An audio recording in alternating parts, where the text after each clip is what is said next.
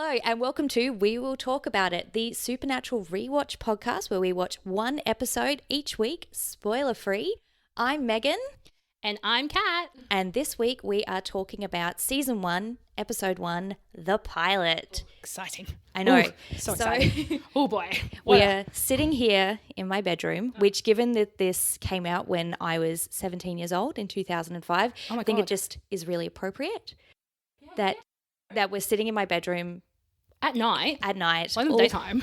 All that's really missing is my Orlando Bloom posters. Oh boy. My Travis Fimmel posters. Oh my God. Like, because I'm in your bedroom, it's even weirder because like when this show came out, I was 18 and was like completely oblivious to this because unlike some, I came into it when I was in my single mid-20s. Mm-hmm. And so I didn't have the same experience of you, which obviously we will talk about it. We will talk about it. Actually, talk about it now. Talk about it now. Okay. Tell me your intro to the wonderful world. To this. So taking it back to I think like, I'm going to say 2013, maybe 2014. I'm very much clearly late to the party. Mm-hmm. But so you love a stale. Oh, I love a good stale. But I also like a good binge. So I don't like this one to a week episode thing. So this is going to be a very big challenge for me in this podcast. We're all going to go on a journey. That's like true, actually. You hate it when you have to like watch one by one episode one by one. I cannot do it. I got into Supernatural, I'm going to say 2014. My best friend Jess, who is a big Supernatural fan and was definitely like yourself, watched it from the beginning when it came out, was very much into it. She was very much about Dean. We will talk about it, but she was very much about Dean, and I'm pretty sure she'd be okay with me saying that on her behalf. When I watched it, she was like, you need to get into it. It's a great show. It's not spooky, which, I mean, I love a good spook, but it's very camp. Very camp. Yeah, so I started watching it when I was in my mid-20s and was like, what is this fabulousness? What is this? Now we flick to you, and let's hear about it. Let's talk about it. You've been talking this up, and I'm really like.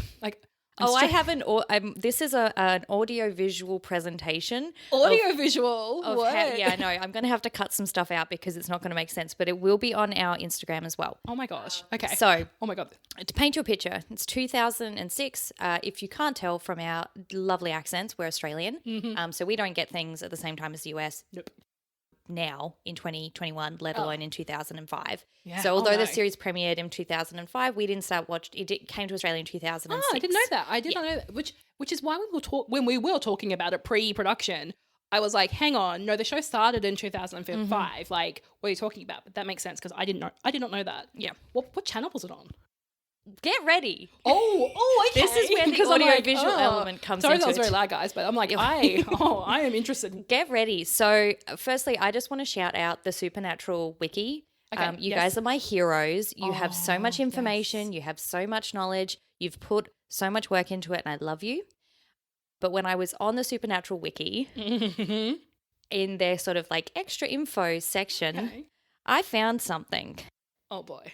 That I'm going to show you now. So this is all going to get cut out because it's not going to make any sense. But I get to see it. But you get to see it. Okay, I'm here for this. So are you ready? I'm ready. Okay.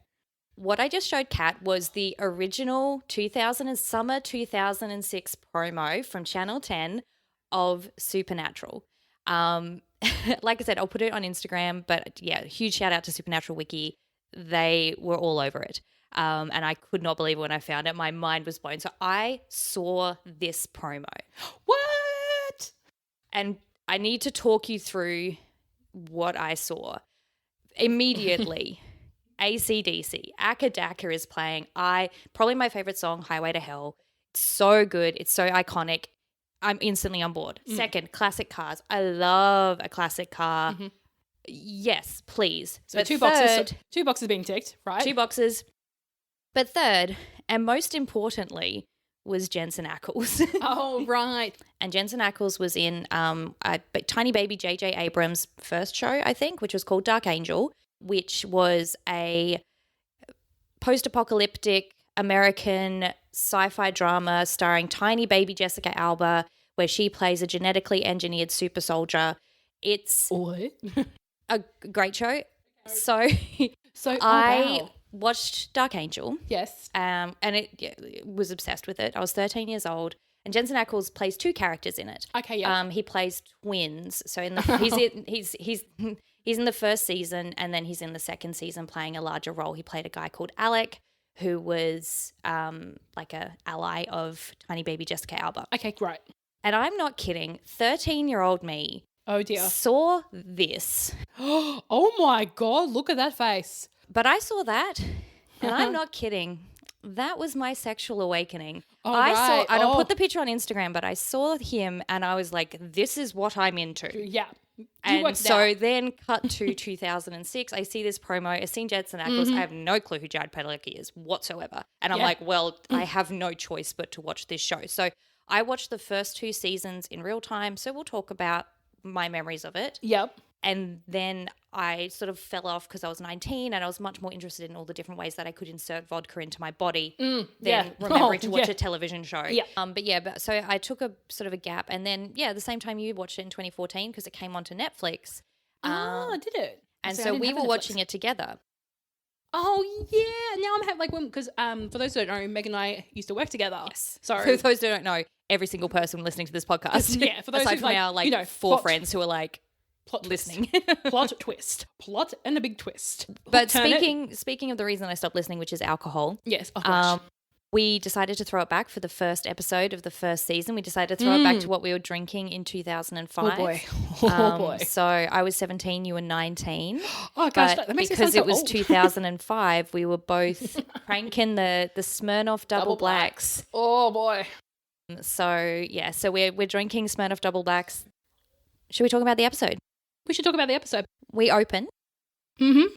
Well, first let's talk about some facts of this episode. So Eric Kripke, he was the creator of the show, and the showrunner for the first 5 years of the show.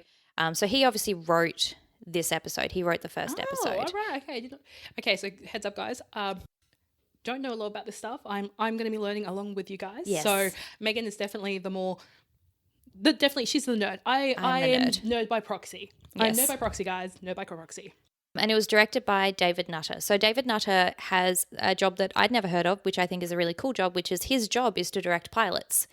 And he has some kind of crazy track record where like he directed 13 pilots and 12 of those pilots went to series. But yeah, so we open on Lawrence, Kansas. It says 22 years ago, but for context of where we are now in 2021, it was 1983.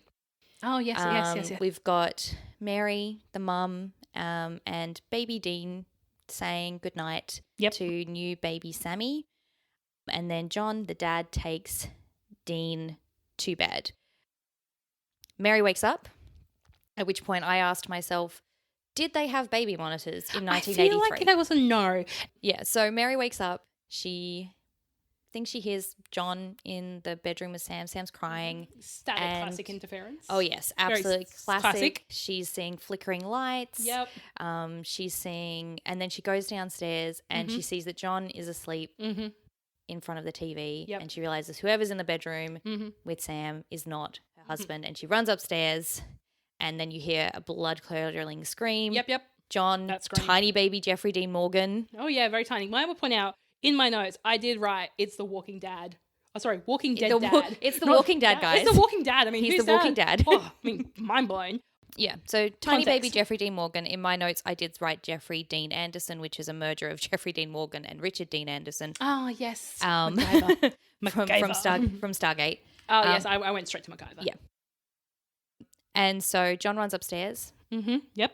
He sees Sam, and then blood starts dripping on Sam's face. And he looks up, and this is just iconic scene. I feel like everybody's seen this, where Mary is pinned to the roof. She's been stabbed. She's screaming, and then She's grey. she catches on fire. Yep. And John runs out of the room with Sam, and then he gives Sam to Dean. Dean runs outside. John tries to go back to save Mary. He can't save her. Yep. Inexplicably, the room explodes. Though I will say it was the 80s. I was going to say 80s. Everything was polyester. Well, Everything was flammable. But yes, going back on this, Yes. I don't like baby mobiles. And we will talk about it right now because you did ask me in a text message, you're like, what's up with baby mobiles? Mate, what's not up with baby mobiles? I have this thing, and I mean, I understand babies don't, dangling fluffy objects that they can't see in front of them were playing creepily. Like the music is not like, it's not coming from, Spotify. It's a weird mobile noise. You've got to crank it to make a noise and then you make it spin. It's weird. Why would you put that in front of your baby's face? What happens if it falls down? What happens if it drops and dead baby? I find baby mobiles are weird. Yes. Don't understand them. Don't understand why they are. Don't understand. Oh, they only exist to be terrifying in horror movies. Yeah, and for me, Kat does not like mobiles. Kat doesn't like mobiles. Yes, is the end result of that. I do have a question though. Yes. Right. If you wake up, you're hearing a baby noise, and you think it's your husband that's at the baby's, the figure is wearing a trench coat with its collar up. I mean, I'm no scientist, mother, or whatever, but when you're waking up... I think this is, famous horror movie problem of my brain goes, hang on, why is my husband, baby daddy, wearing a trench coat looking at my child? Hang on. Why you be wearing where is your ration? I mean, that's the classic horror movie thing, right? Though, It is. It definitely where it doesn't make any sense. Look, we're not even 3 minutes into the actual episode, and I'm already having questions. Yeah.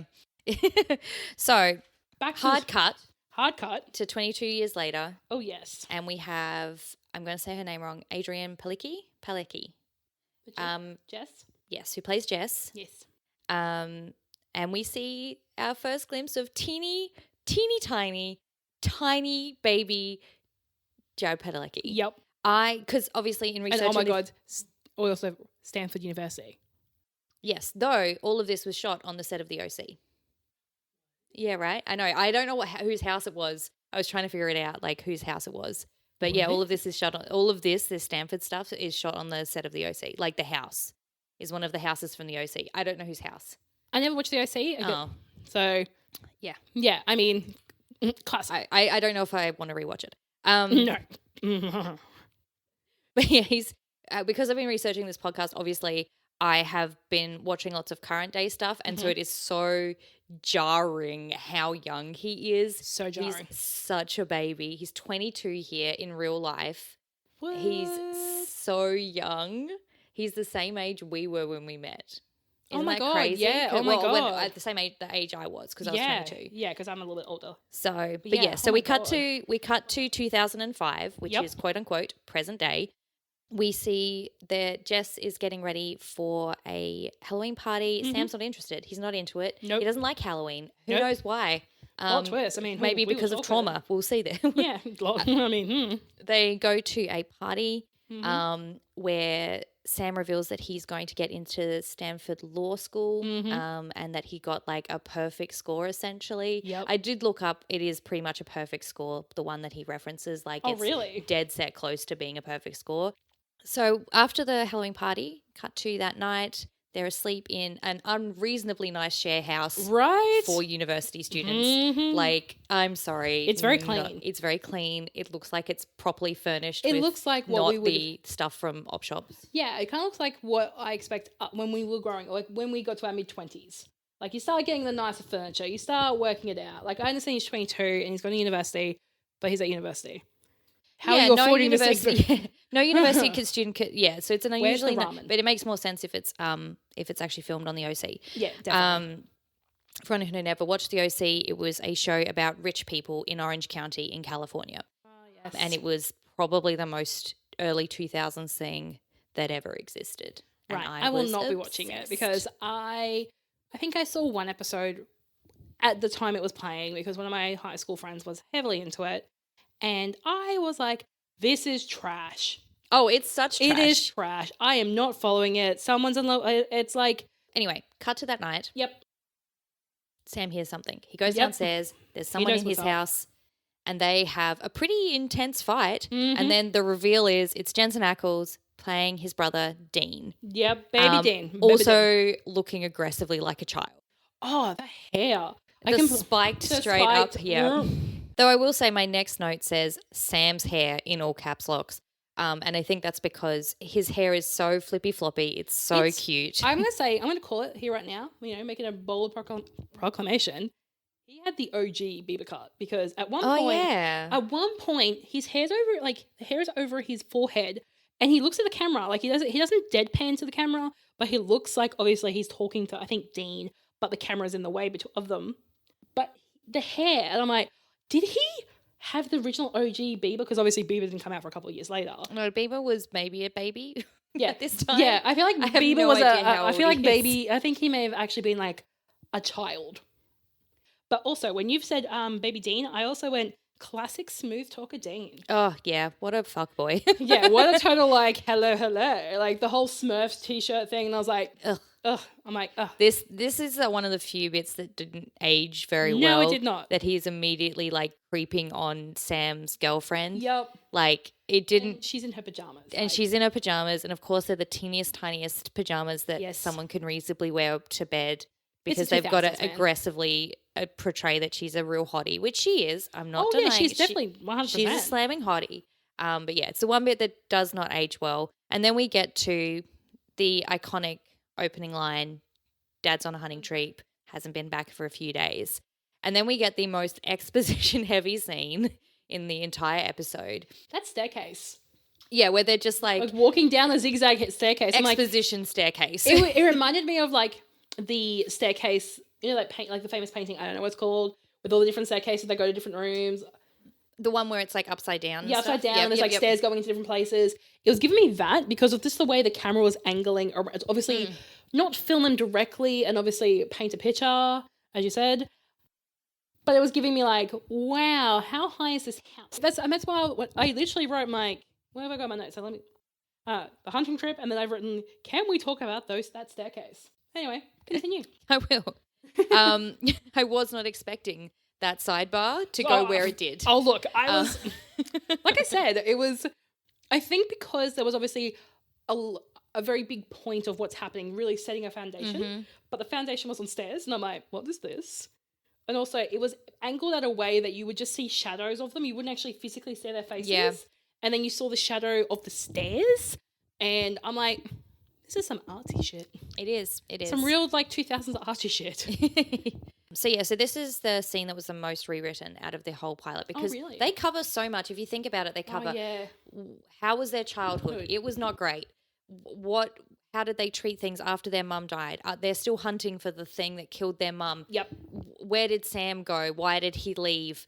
Yeah. Where's Dad? Why is he gone? What's Dean been doing? They hunt monsters. That's what their job is. They're hunters. They're blue collar hunters. Like they reveal the car and they reveal the boot of the car. Like they've got to do so much in this one scene, and they did. And it's just the most, but they do it pretty well. And this was the first time I really paid attention to how much they actually cover. Oh yeah, in the course of this one scene. I said foundations, man. Like it was a foundation. Like you got the beginning, middle, and not the end, but you've got to where it brought you up to speed. Like you knew, okay, it's setting the stage for it. Yeah, it's absolutely. It's definitely setting a stage. And for me, rewatching it and then obviously having context and obviously for the podcast, I was like, that's really smart. And through this episode, I literally wrote, wow, the budget because of the things that happen in this episode. Yeah. 2, the writing and the dialogue is not forced. It seems very natural and organic. Well done, Eric Kripke, you clever bastard. Right, because I went through this like, you've written this really well. You've written 2 characters and you sort of already know what they're about. Mm-hmm. You already know Sam's the independent. He doesn't want to be part of what's going on. He wants to forge his own path. He wants to be, well, we assume a lawyer. We assume if you're going to law school. I mean, yeah. But then you've got Dean, who's very loyal. Yes. Like straight up, he's like, Dad's on a hunting trip. Wink, wink, nudge, nudge. Yeah. Like it's setting up a tone, which I enjoyed. Also, when they opened up the boot, I completely forgot about the secret compartment of like Men in Black style of like, here's all our guns, here's all the bad things, here's things that we can, I also love the line where Sam is like, oh, I was afraid of the dark. I was 9 years old and Dad's given me a gun. Dad's on a hunting trip. Yep. He is hunting something that is taking men off of a highway. Yes. And then we get a hard cut to a guy in a car driving. He's talking to his girlfriend on the phone and he sees, a creepy hitchhiker that seems to be flashing in and out of the world. She's turning creepily, holding her dress up. real safe. Definitely pick that person up. Yeah. I have a question for you. Yes. Did you ever hitchhike? Fuck no. Fuck no. It's a real fuck no. You know what? I was a cautious child. I mean, people who know me are like, that tracks. That ticks a box. Meghann is sitting here going, yep. I feel like Meghann is going to give me a story, and I feel like I'm going to sit here and my mouth is going to be so wide open.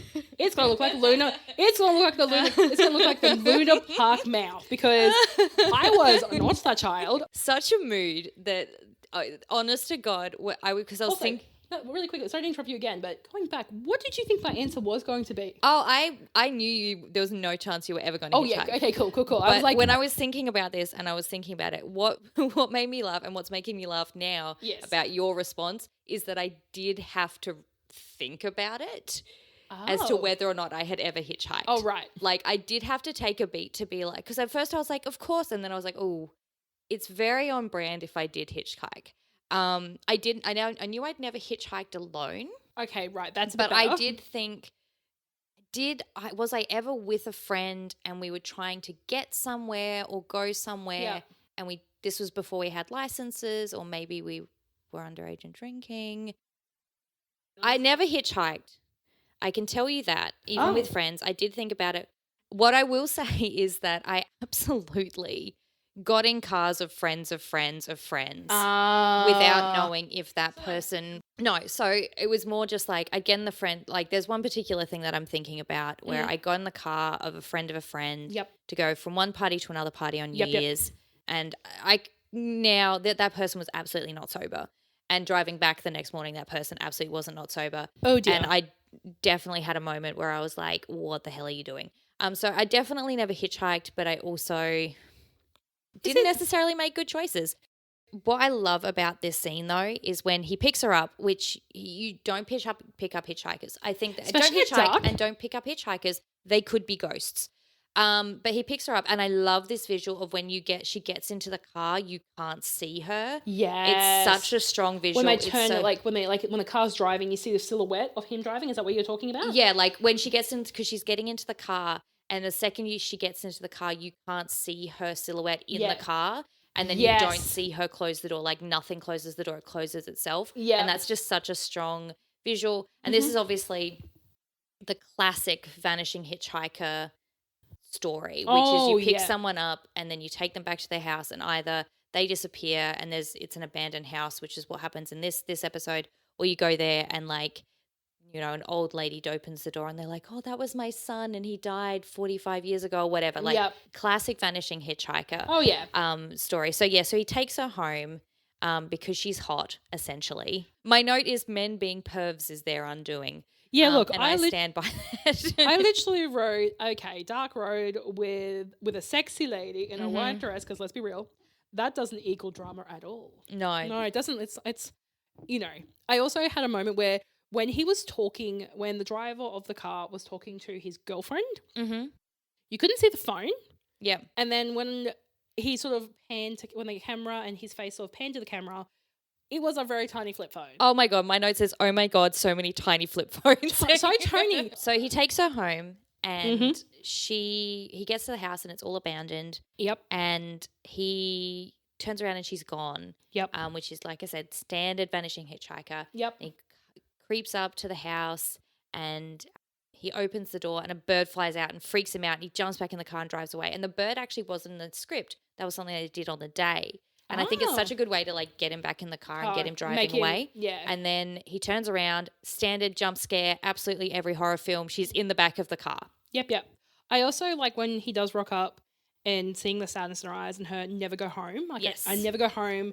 She sort of does the, flickering out, she disappears, and then you can just see the hand on the windscreen. I was like, oh, we all know where this is going. It's such a good visual. And it's like, is she coming from what's going on? Clearly she doesn't live here, because clearly, no one lives here. No. But yeah, I kind of forget, again, this episode, it's a budget, it's a pilot. Yeah. There's so many layers. It's setting things up really well. Oh, it's telling, we've got a bit of a setup from The Boys. Now we're moving into the episode arc itself. Yeah, the monster of the week.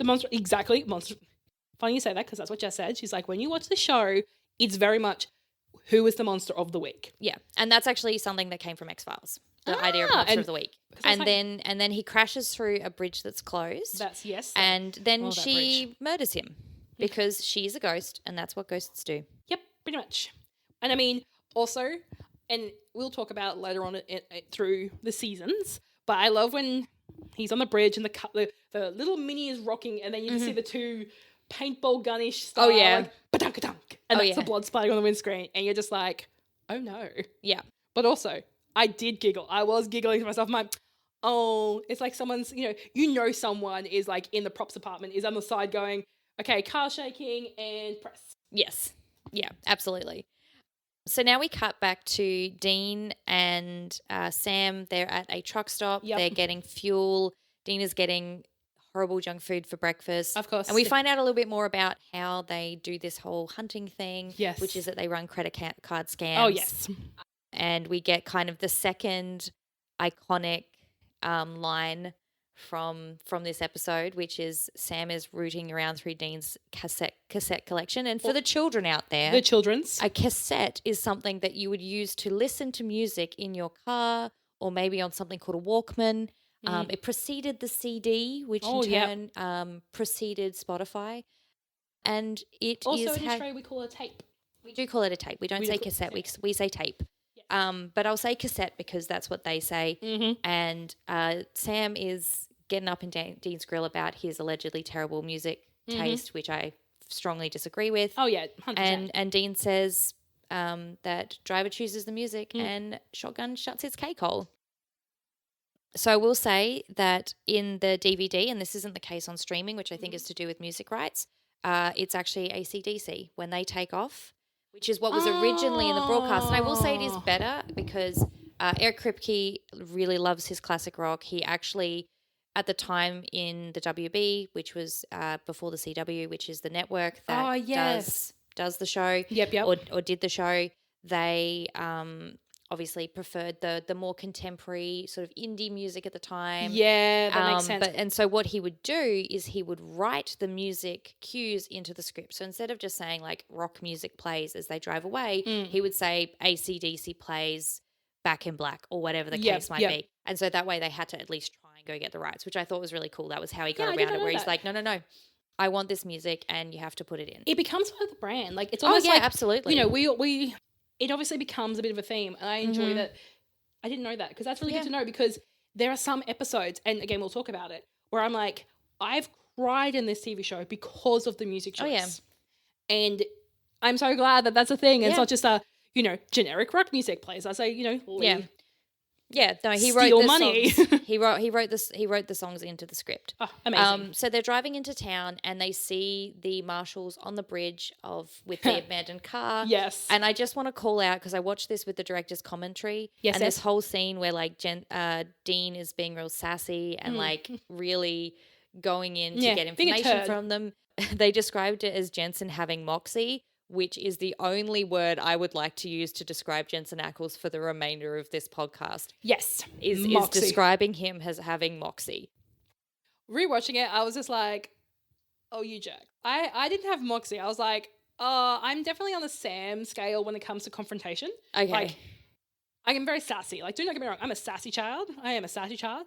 But when it comes to like authority, it's a different, like I am definitely a Sam. Yeah. I do not go Dean, because I'm just like, you know what? That's how you get yourself into trouble. Yes. Right? Which is Dean's preference. Shtick. It's definitely shtick. I wouldn't say shtick, but he seems to, he's wily. Yes. He's very wily. Yes. Well, yes. They, the marshals asked, the cops ask, aren't you a bit young for marshals? To which I say, yes. Yes. They are babies. Jared Padalecki is 22 years old. There's no bags under their eyes. So when they're leaving after talking to the cops and kind of getting an idea about what was going on, that this guy's just disappeared. There's no evidence of the splattered blood. Nope. It's just gone now. Oh, that's right. We see two FBI agents and Dean calls them Mulder and Scully, and teen me and current me cracked up so hard about it. I thought it was so funny. So firstly, they go into town and they meet the girlfriend of the guy. And they interview her, and we get that kind of classic urban myth, like, there was this girl one time and she got murdered and blah, blah, blah, blah. They go to the library to do some research, and this was the first scene that they ever filmed together. Yeah, so this was their first ever film scene I together. always, Isn't it cute? in my head, I always think that they're just filmed from like start to finish, and obviously Absolutely not. that's not how. Like, No. I mean, side note, really quick story. I thought as a child, baby cat, I thought that when films were filmed, they were filmed in like the decade they were filmed in. So when I was like 6 or 7, I thought Grease was filmed in the actual 50s, and my brain could not understand how John Travolta and Olivia Newton-John were still like pretty and not decapitated. Like, well, not decapitated. Weren't decapitated. Not decapitated. Decrepit. Because my brain's like, but this was filmed in the 50s. What's going on? And my dad happened to be like, very literal, very me. Yes. So, yes. But anyway. Yeah, so this was the first scene that they filmed because no, they don't film things in order. They film them all over the shop. Yes. And yeah, I kind of like this because you sort of see how they work together as brothers. Yeah. And they work out that it's actually not a murder, it was a suicide on the bridge. Yes. And that she killed her kids and then she committed suicide. Yeah. And they go to the bridge where she committed suicide, and we get another kind of exposition heavy section because they have a fight on the bridge. Yes. About what they're doing and why they're doing it, and that they're trying to find their dad, but now they seem to be doing this ghost hunt instead. And Sam's pretty pissed off about all of that. And then they see her. They see the ghost. Yes, at the bridge. She's standing on the bridge, and then she falls off the bridge. And they yell, "Where did she go? Guys, she's a ghost. She disappeared because she was a ghost." And then they go to look for her, and they see the car, and the car turns on by itself. The Impala, yes. And Sam's like, "Who's driving the car?" Again, guys, it's a ghost. Yeah, Dean holds up the keys. And he jingles them. And he jingles them. And then they get chased by the car, and they jump off of the bridge. Dean ends up in the river, and Sam ends up clinging on to the side. Standard, like, clearly this is where an ad break would have happened. Yes, absolutely. There was a bit of a black screen. Yes. For like a second or two. And then it cuts back to, them, like, Sam hanging on the side of the bridge. And you're like, where the flip is Dean? Like, where is he? And then he's shouting, "Dean, Dean," which I'm not actually going to shout because your blow out the microphone. Yeah, it will hurt your eardrums. But I also enjoy, like, this is the start of, like, slapstick humor. And I was it's like this little bit of humor, and it's that funny thing of that Dean went in the river and Sam didn't. It's very like at the end of Ghostbusters. Yeah. When Bill Murray is the only one that doesn't have any marshmallow on him in the end, and everyone else is like covered in marshmallows. So it's very that sort of vibe. Yeah, it's very which I think is really, really funny. But back to the bridge. There are so Dean's crawling out of the river covered in mud. Yeah. Hilarious. And they decide that they need to go and find a motel, which they do. And the motel owner is like, "Oh, is this like a family reunion?" Because their dad is using the same credit card. And it's an unusual name, and so they find their dad's room and they break in, and it's just like the classic red string tied on the walls, just like conspiracy pictures everywhere, theory. like all of that nonsense. Most definitely. But they work out that their dad's worked out who it is. It's a woman in white, and this side of it is based on a Mexican-American, or a Mexican, I should say, folk tale called La Llorona. So for those who don't know the story of La Llorona, I'll give you a quick summary, which is that a man marries a woman that is below his standing, his economic standing, and they have some kids together, and then eventually he leaves her, and she's devastated. And then many years later, and this is a broad strokes of the tale, if you do want a more detailed listening, sort of retelling of it, I definitely encourage you to listen to And That's Why We Drink. I'll put a link in our show notes because Em covers it in incredible detail in one of their episodes, and I absolutely recommend that. But basically, she eventually sees the husband again many years later with another woman, and she goes mad and drowns her children in the river, and then she kills herself. Right. Trying to rescue them once she realizes what she does. And sort of the general version of the tale is that she goes to heaven. They ask her where her children are. They're not with her. And so she's forced to wander lonely by rivers in, I think it's Mexico, but also Guatemala. But yeah, so Dean then goes and has a shower. Mysteriously, his coat gets cleaned. I did click on that this time. I'm like, it gets leather. You don't put leather in the shower. No, you do not. And going back a little bit, it's the first time we actually hear their relationship where they call their names, where it's like jerk, bitch. Yeah. And I had to go back because it's very much in my notes, and I'm like, it's the start. It's definitely setting a tone of where the relationship and the layers. But yes, I do love the fact that when he does come out very clean, very quickly. Very quickly. Yes, he's obviously flicking up. What caught my eye actually was when he flicked the jacket and the collar came up. And I was like, hang on, didn't you go into the water and it was covered in mud? Wasn't that a thing? Unless he's got two jackets, which I feel Dean's iconic leather jacket is one. Yes. Because it's iconic, right? Yes. I will say, Dean is wearing so much jewelry.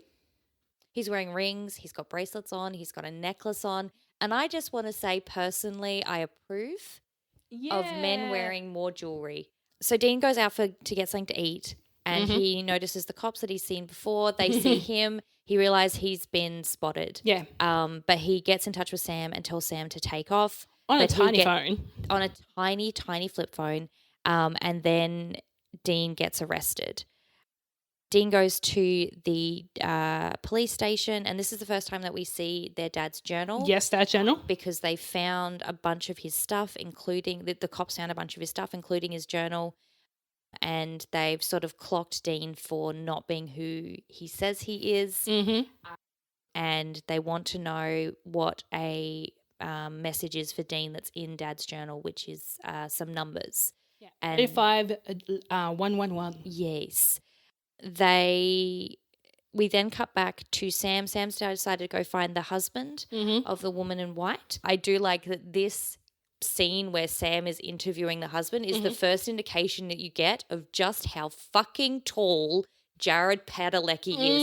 He is a ginormous human. Yep. And this is the first time that you get it in context because Jensen Ackles is also quite tall. And so you don't really get the sense that Jared Padalecki towers over most humans until you see them. Yeah. Until you sort of see him next to a normal sized human, which also, is the husband. Just seeing him not from like the waist up, like, because a lot of it, they're sitting down. There's a lot of, when they're researching at the library, they're sitting in the car. You're seeing a lot of like, above belly button above. Yeah.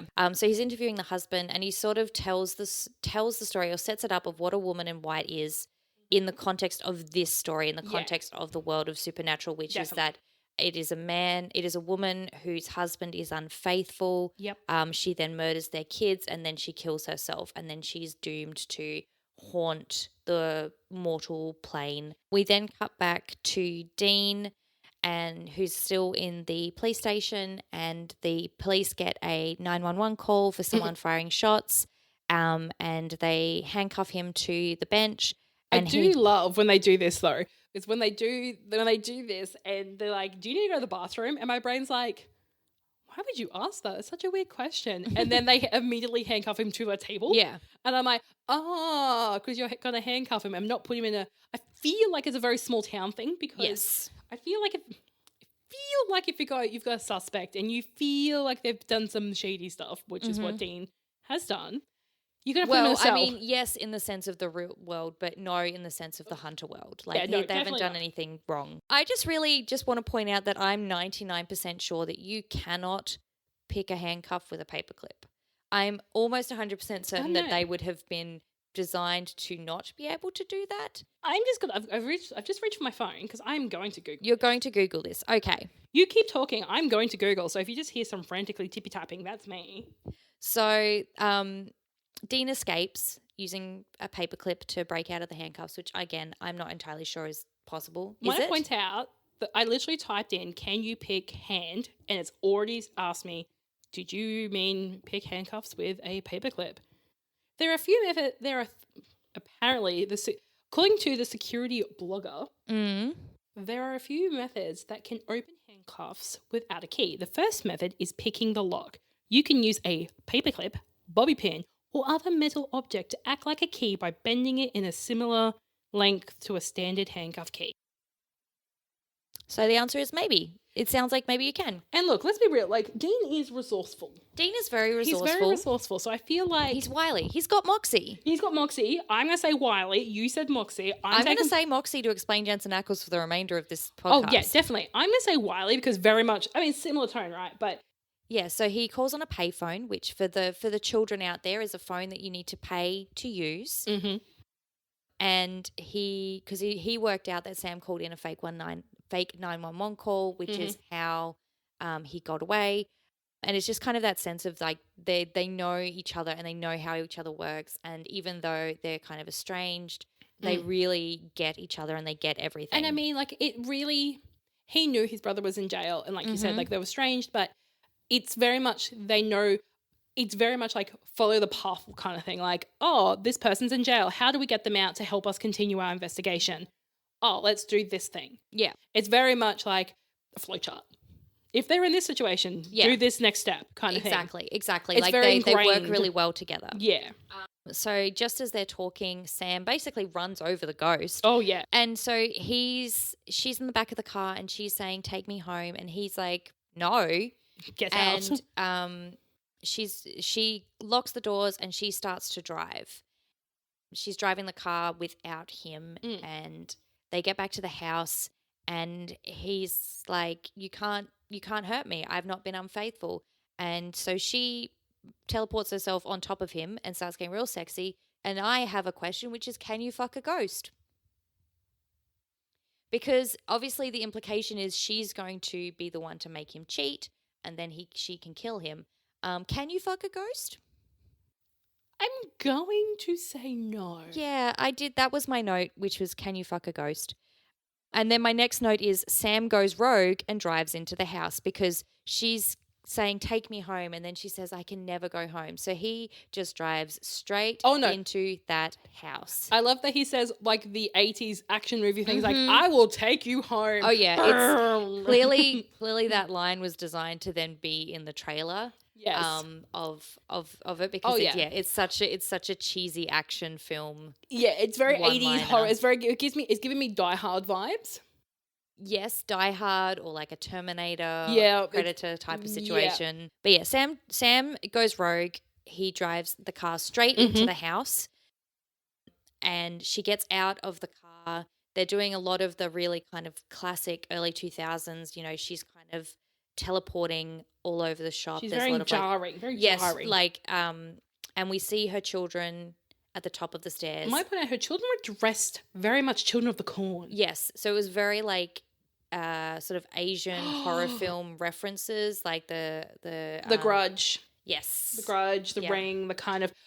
So Dean shows up. He's obviously run back to the house because he knows Sam's in trouble, and we realize that Sam has worked it out. He's worked out that she can never go home because this is where she killed her children and her children were there and they were waiting for her. Yes. And they come downstairs. In a very jarring. In a very jarring, scary way. And they grab her and they take her to hell.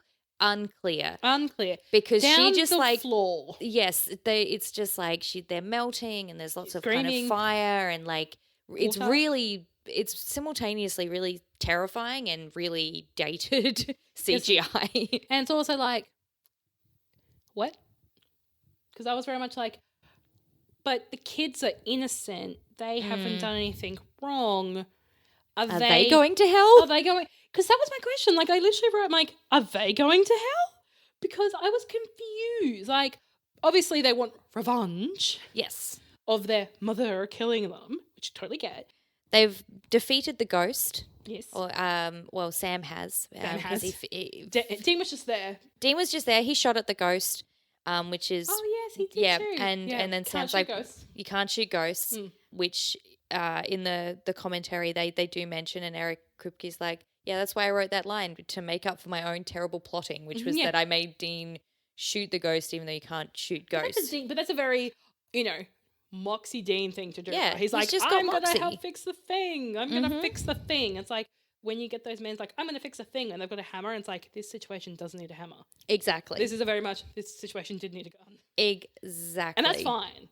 Exactly. So they're driving, they're back there driving. They've worked out, or Dean's worked out that the numbers are coordinates and it's a place called Blackwater Yes. Ridge. And he's saying to Sam that we could get there really quickly. You know, we could get there In the morning. in the morning if we really tried. And Sam's like, sorry, I've got to go back to college. I've got Stanford because I've got my interview to get into Stanford Law. And Dean looks so sad. It looks like someone ripped out his heart and stood. know. He looks like he's just like, but bro. I know. But bro, come on, we're so good together. You know you want it. Exactly. And so Sam gets home. He gets back to his unusually nice share house. With his lovely lady. With his lovely lady who he thinks is in the shower. Oh, boy. And he lies on the ground.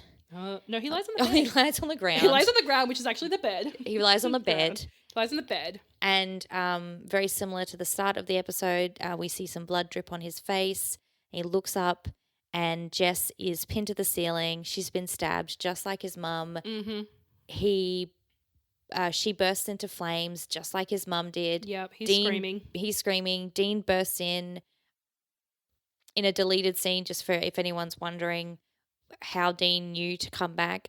There is a deleted scene where he gets in the Impala and he turns it on and the radio starts crackling and it starts flickering on and off. And so he sees the lights, the street lights flickering, and so then he knows to run in. See, that makes sense. Yeah. They obviously cut it for time. Like, I will say the whole episode when I was watching it, they cut through this, like the editing is so sharp. Like they cut from scene to scene so quickly. Like they have so much to get done in this one episode and they do it really well. They do a full monster of the week successfully. They set up all of her folklore, why they have to kill her, how they kill her. It sort of all makes sense. Very rounding it out, packaging up for the week, But then they also do all of the setup of, you know, this mysterious creature killed their mum and they grew up as hunters now because of this horrible thing, and that their dad's missing, and that Sam tried to get out, and that Dean is the kind of more loyal son. Like they get a lot done and they're cutting hard. They're cutting really fast, really short scenes. Like it's really, really tightly paced. And so obviously they cut that scene for time. And so, which makes sense because they're like, we just don't have time. We've got 42 minutes to get all of this done. It would have been so good to see it because, like, for me, when I was rewatching it and I see him, like, burst in, I'm like, oh, was Sam, like, did Dean have car trouble? Yeah, like, what led him to be like, well, I'm going to go back there? In my head, I wrote it off. His brother instincts, his older brother protecting because he's very protecting, he's loyal. That's where I wrote it off. I was like, exactly. He knew something was wrong and then he had to go and check on his brother. And obviously when he's rocked up, he's like, oh, snap, I know what's happening. Yeah. I was alive and have a vivid memory of this happening to Mum. Yeah, exactly. So he saves Sam. Unfortunately, Jess dies. Yep. Which is a really bold move for a first episode of a TV show to straight up kill the girlfriend. Yeah, I mean, they've killed 2 people in this episode. Yeah, 2 people have died. Not to mention all of the people that died because of the woman in white. Yeah. So multiple deaths in one episode. 2 female characters that were obviously always going to die. Sounds horrible.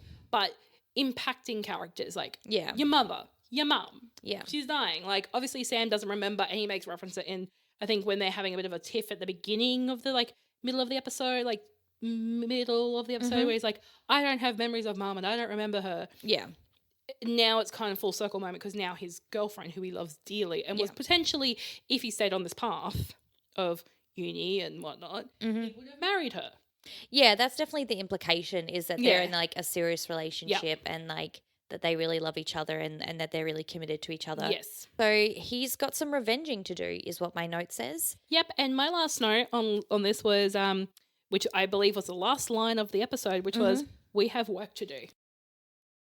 Thank you so much for listening to the first episode of We Will Talk About It. Go subscribe to us on your preferred podcast listening app, wherever you listen to us. Yep. Tell a friend if they like Supernatural, if they like 2 mildly tipsy girls talking about TV shows and trying to pretend like they know what they're talking about.